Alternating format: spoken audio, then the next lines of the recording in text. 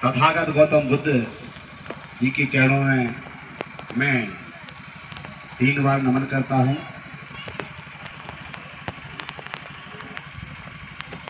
हमारे इस देश को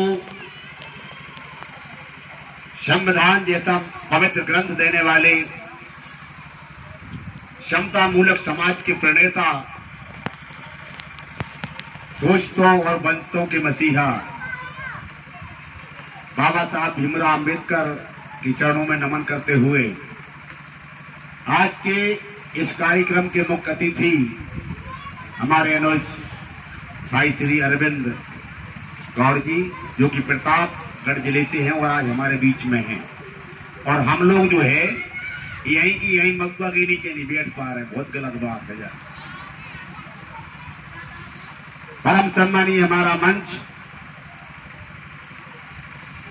सेवानिवृत्त अध्यापक माननीय श्री हरदयाल वर्मा जी, माननीय श्री धोवन लाल जी, हमारी बहनें, माताएं, सभी साथियों को हमारा एक बार क्रांतिकारी जय भीम। बातें बहुत हुई हैं और बातें होती रहेंगी। लोग बाबा साहब के नारे लगाएंगे, लोग बाबा साहब को चिल्लाएंगे, लोग बाबा साहब को सुनेंगे, लेकिन बाबा साहब की मानेंगे नहीं। क्यों नहीं मानेंगे? अरे हमें मानना पड़ेगा। हम बाबा साहब को मानते हैं तो बाबा साहब की मानना पड़ेगी। बाबा साहब ने कहा था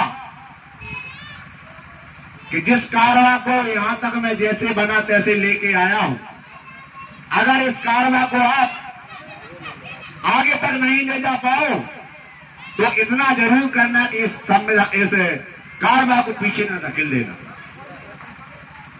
अभी चर्चा हुई है, बाबा साहब ने भी कहा था कि यदि मुझे किसी ने धोखा दिया है तो वो समाज के पढ़े लिखे लोगों ने धोखा दिया है। और वो धोखा क्या है? बड़ा बुरा लगता है सुनने में। डॉक्टर बन जाते हो, मास्टर बन जाते हो, जाने क्या क्या बन जाते हो, लेकिन बाबा साहब को भूल जाते हो। कारण ये है कि जब हम बाबा साहब को पढ़ते हैं, बाबा साहब के विचारों को पढ़ते हैं, उनकी फिलॉसफी को पढ़ते हैं, और पढ़ करके मैं 3 केवल उदाहरण दे रहा हूं। इसके बाद मैं अपनी वाणी को विराम दे दूंगा। केवल 2 या 3 मिनट लगेंगे। पढ़े लिखे लोगों ने धोखा कैसे दिया? एक मैं आपको दृष्टांत दे रहा हूं। एक बहुत अच्छा पेंटर, मूर्तिकार 3 मूर्तियां बनाता है और तीनों मूर्तियां एक जैसी, एक रूप की, एक रंग की, एक वजन की और बिल्कुल देखने में एक जैसी, लेकिन उनमें अंतर कर दिया। पेंटर ने अंतर कर दिया, मूर्तिकार ने अंतर कर दिया। केवल उदाहरण देके मैं बता रहा हूं। तीनों मूर्तियों की कीमत बाजार में रख दी 1000 रुपया, 10,000 रुपया, 1 लाख रुपया। तीनों मूर्तियां एक जैसी, एक वजन की, एक शक्ल की, एक रंग रूप की, लेकिन कीमत अलग अलग। हम जैसे लोग पहुंचे, देखा मूर्तियों को, मूर्तिकार से उसका रेट पूछा, कहा कि भाई ये आपकी मूर्ति एक वो जैसी है, तीनों एक जैसी है बिल्कुल, और इसका रेट 1000 क्यों है? वीडियो बना लो सुरेंद्र जी, मूर्ति एक जैसी है।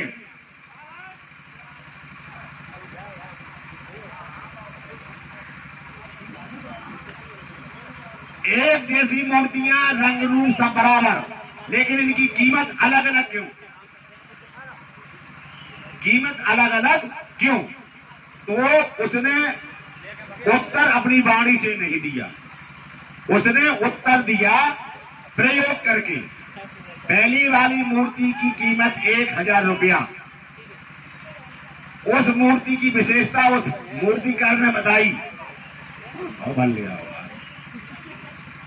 क्या विशेषता बताई?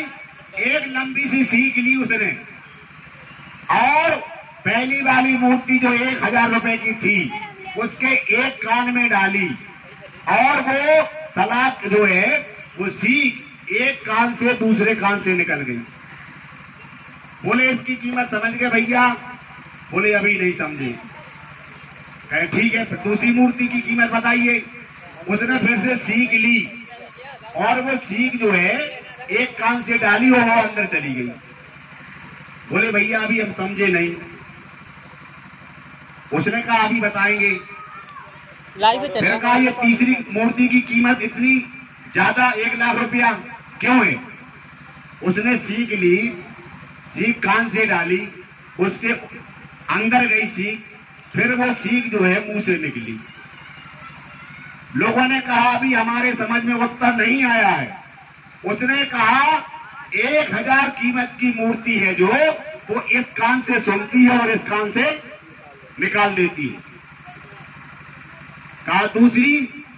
उन्होंने कहा, पेंटर ने कहा कि ये दूसरी कीमत इसकी 10,000 रुपए है जी। और भगी जा रही, हमें तो कुछ सुना नहीं, तो अब हम बनना गाए सब बैठ जाए।